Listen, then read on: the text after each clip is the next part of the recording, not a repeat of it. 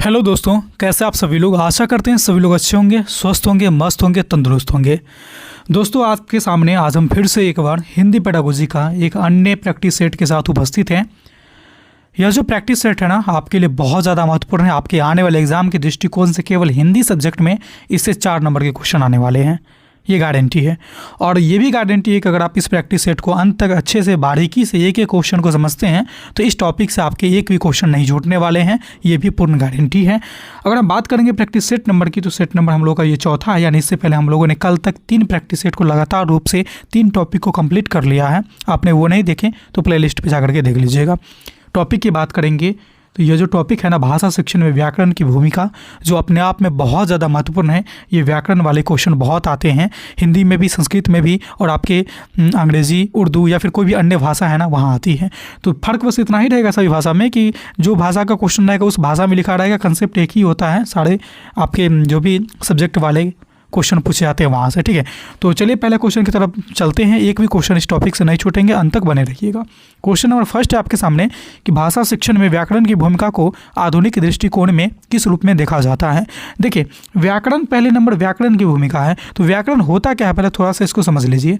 जैसे कि शिष्टाचार है। शिष्टाचार हम लोग के लिए क्यों जरूरी है कि हमारे व्यवहार में वो एक बदलाव लाता है कि किसके साथ कैसे उठना है, बैठना है, कैसे व्यवहार करना है, कैसे क्या करना है, कैसे चलना है, कैसे तौर तरीका क्या होता है, वो सिखाता है। ठीक इसी तरह से ना कि भाषा के प्रयोग में, भाषा के लिए जो शिष्टाचार है वो उसका व्याकरण होता है। वो उसकी शुद्धता लाती है कि कहाँ पे क्या लगाना है, कहाँ पे हलंत लगेगा, कहाँ पे पूर्ण विराम लगेगा, कहाँ पे स्त्रीलिंग होगा, कहाँ पे पुल्लिंग होगा। ये सारी चीज़ कौन बताता है? तो व्याकरण बताता है, ठीक है। यानी कि आप ऐसे कह सकते हैं कि भाषा प्रयोग की समझ विकास विकसित करने में और उपकरण के तौर पे यूज करने में जो है ना, व्याकरण का प्रयोग किया जाता है। व्याकरण की भूमिका क्या है कि भाषा की समझ को ये विकसित करेगा और साथ ही साथ उपकरण के रूप में इसका क्या करेगा, प्रयोग करेगा। ऑप्शन नंबर आपके सामने सी पहले नंबर क्वेश्चन का सही आंसर हो जाएंगे, ठीक है। दूसरे क्वेश्चन की तरफ बढ़ते हैं। बता दूं कि आपको सारे तरह के क्वेश्चन मिलेंगे। निम्न स्तरीय क्वेश्चन भी रहेंगे आज के सेशन में, हाई स्तरीय क्वेश्चन भी रहेंगे। सारे क्वेश्चन एक दूसरे से रिलेटेड हैं, इसलिए कोई भी क्वेश्चन को छोड़ने का प्रयास ना करेंगे। और जो निम्न स्तरीय क्वेश्चन है ना, उसमें कहीं ना कहीं आपके इस कंसेप्ट से जुड़ी हुई बातें बहुत रहेगी, इसीलिए कोई भी क्वेश्चन को हल्का में आग करके आगे बढ़ने का, स्किप करके आगे बढ़ने का कोशिश नहीं करिएगा। गलती अक्सर हल्के क्वेश्चन में ही होती है, ठीक है। दूसरा क्वेश्चन है आपके सामने कि संरचनात्मक दृष्टिकोण के अनुसार व्याकरण का शिक्षण किस पर आधारित होता है। संरचनात्मक दृष्टिकोण के अनुसार पूछा जा रहा है, व्याकरण का शिक्षण किस पर आधारित होता है। क्या शब्दार्थ की व्याख्या पे, क्या वाक्य संरचना और पैटर्न पे, क्या साहित्य उदाहरणों पे, या परिभाषाओं के स्मरण पे। देखिए, स्मरण वाली बात तो होगा नहीं और व्याख्या देने वाली बात भी नहीं होगा, बच गया ये दोनों, वाक्य संरचना और पैटर्न पे। तो देखिए, जब कभी भी संरचनात्मक की बात होगी ना, स्ट्रक्चर की बात होगी ना, तो कैसे ग्रामर में हम लोग स्ट्रक्चर लिखते हैं इंग्लिश ग्रामर में अनुवाद करते टाइम, ठीक है। तो क्या होता है ना कि वाक्य की संरचना और उसके पैटर्न की आधार पे होती है, यानी इसको दृष्टिकोण में रखा जाता है व्याकरण शिक्षण के आधार को, ठीक है। ऑप्शन नंबर आपके सामने इसका बी हो जाएंगे। तीसरा क्वेश्चन है कि अभिकथन कह रहा है कि भाषा शिक्षण में व्याकरण का शिक्षण संप्रेषणात्मक दक्षता, कम्युनिकेशन के बारे में बोला जा रहा है, विकसित करने में सहायक होता है। यानी कि ये तो बिल्कुल सही है कि भाषा शिक्षण क्या होता है कि हमें अच्छे संप्रेषण करने में विकसित होते हैं कि कहाँ पे कैसे बोला जाना है, ठीक है, कहाँ पे किस शब्द का प्रयोग करना है, उस शब्द के साथ कौन से शब्द का प्रयोग करना, क्या है वो शब्द स्त्रीलिंग है, पुल्लिंग है, एक वचन है, बहुवचन है, क्या है, नहीं है। ये सारी बातें हमें कहाँ से मिलती हैं? तो व्याकरण से मिलती है। तो ये बात तो सत्य है कि संप्रेषणात्मक दक्षता लाती है। इसका कारण देख लेते हैं कि व्याकरण प्रयोग में, व्याकरण भाषा के प्रयोग में अर्थ और संदर्भ को स्पष्ट करता है, ये भी सत्य है। यानी ए और आर दोनों सत्य हैं और आर ए की व्याख्या करता है। ऑप्शन नंबर आपके सामने ए हो जाएंगे। चौथा क्वेश्चन है कि किस पद्धति में व्याकरण को अप्रत्यक्ष, यानी अप्रत्यक्ष मतलब कहने का मतलब है कि सामने से ना आकर के, ठीक है, सिखाने पर बल दिया जाता है, यानी किस पद्धति में। तो देखिए, व्याकरण अनुवाद विधि में ये नहीं होगा, संरचनात्मक में भी नहीं होगा, व्याकरण विश्लेषण विधि में भी नहीं होगा, ये हो जाएंगे आपके प्रत्यक्ष विधि में। इसी को बोला जाता है कि अप्रत्यक्ष रूप से इसमें शिक्षा दी जाती है। कौन में? तो प्रत्यक्ष विधि में आपके सामने ऑप्शन है, ऑप्शन नंबर बी। पांचवा क्वेश्चन है कि भाषा शिक्षण में व्याकरण का कार्य निम्न में से कौन सा नहीं है। यानी भाषा शिक्षण में व्याकरण का कौन सा कार्य नहीं है ना, उसको चयन करना है। जो नहीं वाले ऑप्शन है उसको चयन करना है, जो गलत ऑप्शन होंगे ना उसको चयन करना है, ठीक है। भाषा की संरचना को समझना, ये तो कार्य है। भाषिक शुद्धता का विकास करना, ये भी कार्य है। भाषा प्रयोग को प्रभावी बनाना ये भी कार्य है, लेकिन रचनात्मक अभिव्यक्ति को रोकना ये भाषा शिक्षण में व्याकरण का कार्य नहीं है। ऑप्शन नंबर जो है ना सी इसका गलत आंसर है। और चूंकि क्वेश्चन में गलत ही पूछा जा रहा है, नहीं ही पूछा जा रहा है, इसीलिए इसका आंसर यही सही होंगे। ठीक है, छठा क्वेश्चन है आपके सामने कि बाल केंद्रित शिक्षा में व्याकरण शिक्षण का सर्वाधिक उपयुक्त तरीका कौन है। कैसा शिक्षा प्रणाली है, तो बाल केंद्रित, यानी बालक को बीच में रखा जाएगा, बालक को मध्य में रखा जाएगा, उसके इर्द गिर्द सारी क्रियाकलाप की जाएगी। और कौन सा शिक्षण है, तो व्याकरण शिक्षण। इसके लिए सबसे उपयुक्त तरीका कौन सा हो सकता है? क्या नियम पहले बता दें, उदाहरण बाद में बताएंगे? ये तो नहीं होगा सबसे उपयुक्त, क्योंकि पहले बच्चों को सीखने का अवसर दीजिए, उसके बाद नियम बताइए। ठीक है, उदाहरण तक भी सीमित नहीं रख सकते हैं, परिभाषा पे आधारित भी नहीं कर सकते हैं, यानी लिखित अभ्यास पर अधिक बल देकर के ये भी नहीं होगा। यानी कि इसमें अगर देखा जाए ना कि बाल केंद्रित शिक्षा, तो मैंने एक चीज़ यहाँ पर बोल दिया कि नियम पहले बता दे और भाषा बाद में, तो ये तो होगा नहीं। ठीक है, और उदाहरण से नियम तक ये मैंने गलत पढ़ दिया था। ठीक है, नियम मुझे लगा कि उदाहरण तक सीमित रखना है, नहीं, उदाहरण से नियम तक जाने की बात कर रही है। यानी पहले बच्चे को उस परिवेश में आप डालिएगा।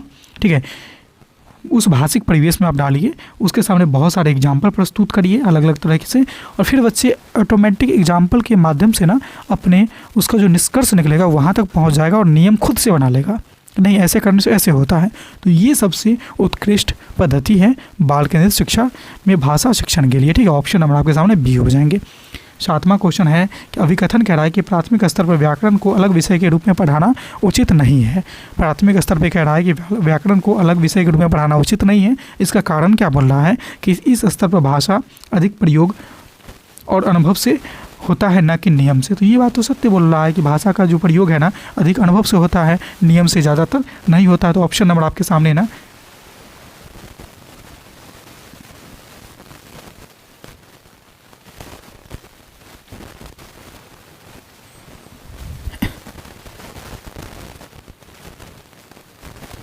सातवां क्वेश्चन है कि अभिकथन ए कह रहा है कि प्राथमिक स्तर पर व्याकरण को अलग विषय के रूप में पढ़ाना उचित नहीं है।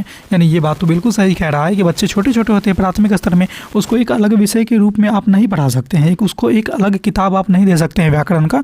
उसको जो पाठ आप पढ़ा रहे हैं ना, जो आपके सिलेबस हैं उसी में इंक्लूड करके उसका पढ़ाइए, अलग से किताब देने की ज़रूरत नहीं है। किस स्तर पर? तो प्राथमिक स्तर पर, यही 6 to 8 के बच्चे रहेंगे तो वहाँ पर फिर मिलेंगे। ठीक है, और इसका कारण क्या है कि इस स्तर पर भाषा का अधिक प्रयोग और अनुभव से होता है, भाषा का अधिगम प्रयोग और अनुभव से होता है, न कि नियम से। ये बात भी बिल्कुल सत्य है। तो ए भी सही है और आर भी सही है। इस तरह से आप पाएंगे कि ए और आर दोनों सही है, और आर जो है ना ए की सही व्याख्या भी कर रहा है। ऑप्शन नंबर आपके सामने ए इसका राइट हो जाएंगे। ठीक है, आठवां क्वेश्चन है कि भाषा शिक्षण में व्याकरण का संबंध किससे सबसे अधिक है। आपके सामने ऑप्शन है केवल लेखन से, आप कहेंगे नहीं, केवल पठन से, आप कहेंगे नहीं, केवल वाक्य रचना से, नहीं, ऐसे भी केवल लगा, इसको काट दीजिए, चारों भाषा कौशल से। और चारों भाषा कौशल क्या होता है, कल की क्लास में मैं आपको बताया था। चारों भाषा कौशल कौन होता है? एक होता है सुनना, दो होता है बोलना, ठीक है, बोलना, और तीसरा होता है पढ़ना, और चौथा होता है लिखना। ठीक है, चौथा क्या होता है? लिखना। यानी लिखना, सुनना, बोलना, पढ़ना। ये मैंने कल के क्लास में आपको बताया था कि भाषा अधिगम के 4 क्रम होते हैं। चार क्या है? 4 एक सिद्धांत के तौर पे दिया गया है, 4 बातें होती है, 4 तथ्य होते हैं। इन चारों क्रम में ना सबसे पहले स्थान पे कौन आएगा, ये आपको कमेंट के माध्यम से अभी बताना है। ठीक है, तो कमेंट बॉक्स में जाइए और बताइए कि लिखना, सुनना, बोलना और पढ़ना, इन चारों में से जो पहला क्या है वो आपको पहले क्रम पे कौन आएगा वो आपको कमेंट करना है। क्या वो लिखना होगा, क्या वो सुनना होगा, क्या वो बोलना होगा, क्या वो पढ़ना होगा? आप हमें कमेंट के माध्यम से ज़रूर बताएंगे। आपकी यादें कितनी हैं, आपको यहाँ से आकलन मिल जाएगा। ठीक है, तो फिलहाल आप इस क्वेश्चन का आंसर समझिए क्या है कि भाषा शिक्षण में व्याकरण का संबंध किससे सबसे अधिक है। तो सबसे अधिक जो होता है ना यही चारों कौशलों से होता है। ऑप्शन नंबर आपके सामने सी होते हैं। ठीक है, 9वां क्वेश्चन है व्याकरण के संदर्भ आधारित रूप में पढ़ाने का मुख्य उद्देश्य क्या है। व्याकरण को संदर्भ आधारित रूप में पढ़ाने का उद्देश्य क्या है? अक्सर मैं भी बोलता हूँ, आपके एग्जाम में भी आते हैं और लोग भी बोलते हैं और टीचर भी बोलते हैं, किताब में भी लिखा है कि भाषा के लिए सबसे अच्छी चीज़ जो है ना संदर्भ आधारित परिवेश होता है। तो संदर्भ आधारित रूप से पढ़ाने का उद्देश्य क्या है? क्या इसमें कठिन नियम को सिखाना है आपका उद्देश्य? आप कहेंगे नहीं। परीक्षा उन्मुख की तैयारी? आप कहेंगे नहीं। भाषा त्रुटियों का दंड देना? आप कहेंगे नहीं। यानी भाषा को जीवन से जोड़ने का उद्देश्य है। जब उसको नए नए परिवेश में रखिएगा, नए नए उसे संदर्भित माहौल में रखिएगा, तो क्या होता है ना कि भाषा जीवन से जुड़ जाता है। ठीक है, तो संदर्भ आधारित रूप से शिक्षण देने का एक ही उद्देश्य है कि भाषा को जीवन से जोड़ना। ऑप्शन नंबर आपके सामने बी हो जाएंगे। 10वां क्वेश्चन है कि किस स्थिति में व्याकरण शिक्षण भाषा विकास में बाधक बन सकता है। क्वेश्चन आपका नेगेटिव है, इसमें नहीं वाले ऑप्शन को चयन करना है कि किस स्थिति में व्याकरण का शिक्षण जो है ना भाषा विकास में बाधक बन सकता है। जब इसे गतिविधि आधारित बनाया जाए, इसमें तो साधक है, ये तो सत्य है। जब इसे नियम प्रधान और रटंत बनाया जाए, ये इसका गलत आंसर है। ठीक है, सी कह रहा है कि जब इसे संवाद से जोड़ा, ये भी सत्य है और ये भी सत्य अनुभव से जोड़ा जाना चाहिए। यानी कि एक ही ऑप्शन है जो नहीं करना चाहिए, और जो नहीं करना चाहिए वही आपसे पूछा जा रहा है बाधक वाला, तो ऑप्शन नंबर आपके सामने बी हो जाएंगे। क्वेश्चन नंबर 10 के लिए ऑप्शन नंबर आपके सामने बी हो जाएंगे। दोस्तों, आप जो ये स्टडी कर रहे हैं ना, जो प्रैक्टिस सेट लगा रहे हैं, ये जो चैनल है ना सीटेट बाय ऑप्शन, इस पे आप लगा रहे हैं, जो लोग अभी तक सब्सक्राइब नहीं किए कर लीजिएगा। सेशन अच्छी लग रही है ना, तो सारे के सारे लोग एक बार लाइक वाले बटन को भी प्रेस कर दीजिएगा। बिना टाइम गंवाए हुए हम आपकी सेवा में सदैव मौजूद हैं, प्रतिदिन हैं। इसीलिए आप लोग जो लोग अभी तक नहीं सब्सक्राइब किए कर लीजिएगा, क्योंकि इस तरह के रोचक महत्वपूर्ण उपयोगी वीडियो में प्रैक्टिस सेट के माध्यम से रोज लाता हूँ आपके लिए। ठीक है, चलिए फिलहाल 11वें क्वेश्चन की तरफ बढ़ते हैं। क्वेश्चन कह रहा है कि संप्रेषणात्मक भाषा शिक्षण में व्याकरण को कैसे सिखाया जाता है। आपके शिक्षण कैसी है? संप्रेषणात्मक शिक्षण, इसमें व्याकरण को कैसे सिखाया जाएगा? ये कह रहा है कि नियमों को पृथक अभ्यास करा करके, पृथक रूप से कभी भी अभ्यास नहीं कराना है, साथ में कराना है। भाषिक क्रियाकलापों के माध्यम से, ये सही है। आगे देख लेते हैं। परिभाषाओं को स्मरण से नहीं, त्रुटि सुधार पर अधिक बल देकर के नहीं। तो एक ही ऑप्शन निकल के आ रहा है, वो है ऑप्शन नंबर बी, ये इसका सही आंसर हो जाएंगे। 12वां क्वेश्चन है कि भाषा शिक्षण में व्याकरण की भूमिका का सबसे उपयुक्त कथन कौन सा है।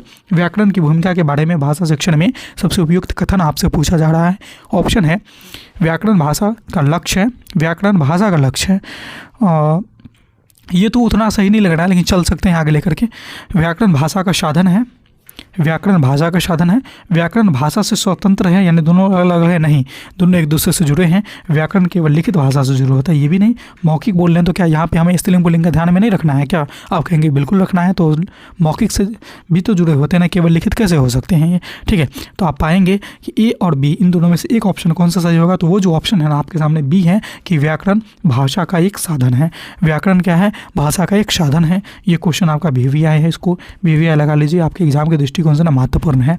13वें क्वेश्चन की तरफ बढ़ते हैं कि रचनात्मक लेखन में व्याकरण की भूमिका क्या होती है। कौन सा लेखन है आपके सामने? रचनात्मक। और रचनात्मक लेखन में क्या आती है? जैसे कि नई चीज़ की रचना करना, जैसे कविता, कहानी, कोई शायरी, ठीक है, कोई लेख या किसी भी चीज़ के ऊपर टिप्पणी, किसी भी तरह का जो नई चीज़ का आप निर्माण करते हैं, रचना करते हैं, उसको बोलते हैं रचनात्मक लेखन। ठीक है, इसमें व्याकरण की भूमिका क्या होती है?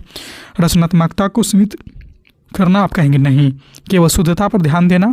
देखिए, शुद्धता पर तो ध्यान देने ये उद्देश्य है, लेकिन केवल लग गया ना तो ये नहीं होगा। सी है अभिव्यक्ति को स्पष्ट और प्रभावी बनाना, ये सही है। डी कह रहा है कि भावनात्मक पक्ष को नकारना, ये गलत है। यानी कि आपके सामने देखिए, अगर केवल नहीं लगा रहा था तो शुद्धता पे ध्यान देना ये सत्य हो सकता था, लेकिन केवल लग गया तो केवल आप शुद्धता पर ही ध्यान दीजिएगा। उसके अभिव्यक्ति, उसके स्पष्टता, उसके प्रभावता, इस पर ध्यान नहीं दीजिएगा। आप कहेंगे बिल्कुल देंगे, तो केवल लग गया इसलिए इसको काट दीजिए, इसको सही कर लीजिए। ऑप्शन नंबर आपके सामने सी हो जाएंगे। ठीक है, 14वां क्वेश्चन है कि कौन सा दृष्टिकोण व्याकरण को भाषा प्रयोग से अलग नहीं मानता है। कौन सा दृष्टिकोण? क्या वो व्यवहारवादी दृष्टिकोण है, या संरचनावादी दृष्टिकोण है, या संप्रेषणात्मक दृष्टिकोण है, या पारंपरिक दृष्टिकोण है? तो एक ही दृष्टिकोण है जो व्याकरण को भाषा के प्रयोग से अलग नहीं मानता है, वह है आपका संप्रेषणात्मक दृष्टिकोण। क्योंकि संप्रेषण के दौरान भाषा का तो प्रयोग करते ही करते हैं, लेकिन उस संप्रेषण में ना भाषा के साथ साथ उसके व्याकरणीय भूमिका को भी मद्देनजर रखा जाता है। तभी आप एक अच्छे वक्ता बन सकते हैं। ठीक है, तभी आप एक अच्छे क्या है वक्ता बन सकते हैं। ठीक है, तो ऑप्शन नंबर आपके सामने सी सही हो जाएंगे। 15वां क्वेश्चन है कि भाषा शिक्षण में व्याकरण का मूल्यांकन किस रूप में अधिक उपयुक्त है। ऑप्शन है आपके सामने नियमों की परिभाषा लिखवा करके, कहेंगे बिल्कुल नहीं। रिक्त स्थान भरवा करके, इसमें भाषा का क्या भाव आ रहा है? कुछ भी नहीं आ रहा है। दीर्घ उत्तरों के प्रश्न द्वारा नहीं, वास्तविक भाषा प्रयोग के माध्यम से इसमें बच्चे को भाषा का प्रयोग करने का ज़्यादा से ज़्यादा अवसर मिलेगा, और इसीलिए ऑप्शन नंबर सी जो है ना 15 नंबर क्वेश्चन के लिए सही आंसर हो जाएंगे। 16वां क्वेश्चन है कि NCF 2005 के अनुसार व्याकरण शिक्षण कैसा होना चाहिए। NCF 2005 में आप लोगों से CDP के क्लास में ना अच्छे से कंप्लीट करवा दिया हूँ। जो लोग नहीं देखे हैं वहाँ से खोज के प्लेलिस्ट बना हुआ है, ज़रूर देख लीजिएगा। NCF 2005 जो है ना, NCF 2005 ये बहुत ज़्यादा महत्वपूर्ण है आपके एग्जाम के लिए।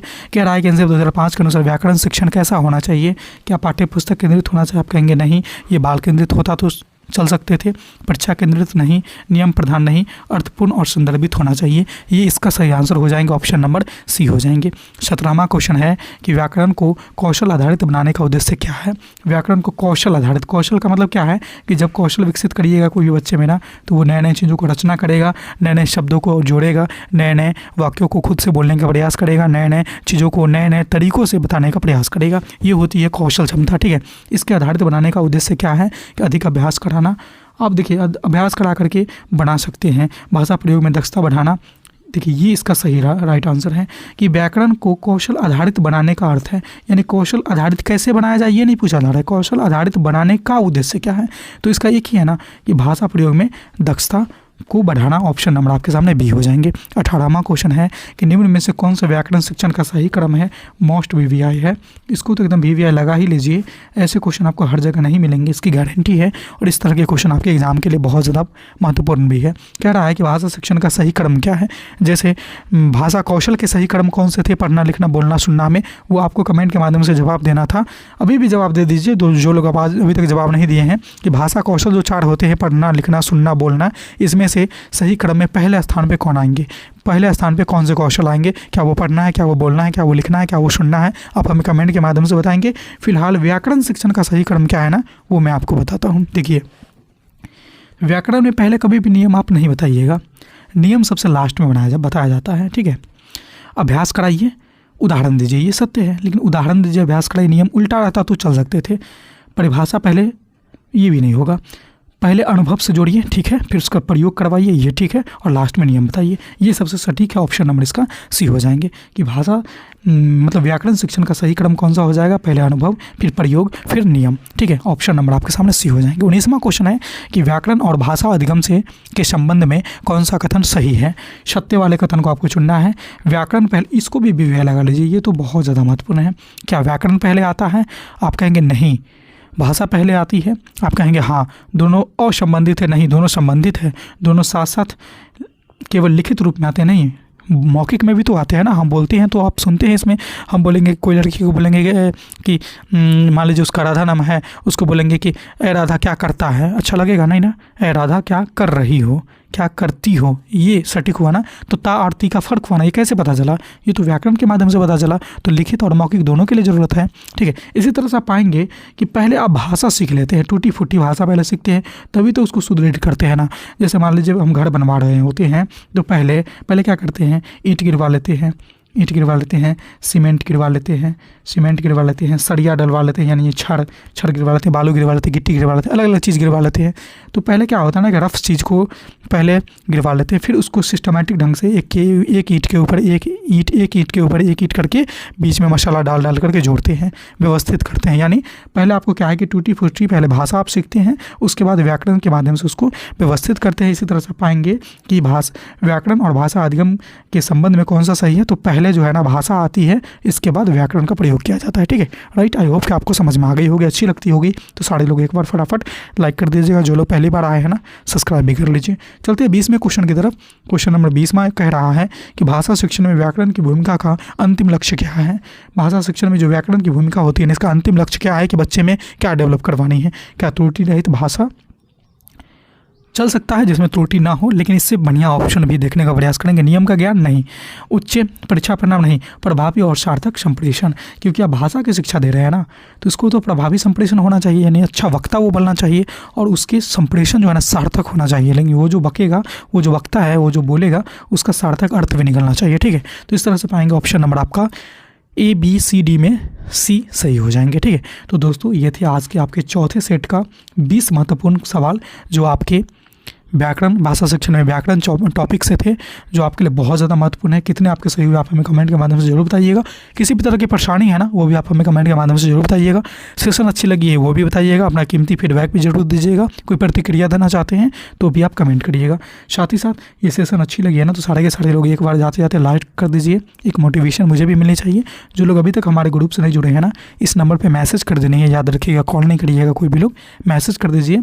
आपको लिंक मिल जाएगा, व्हाट्सएप मैसेज करनी है, लिंक मिल जाएगा, वहाँ से ग्रुप से जुड़ जाइएगा। आपके लिए जुड़े रहना बहुत ज़्यादा महत्वपूर्ण हो सकते हैं।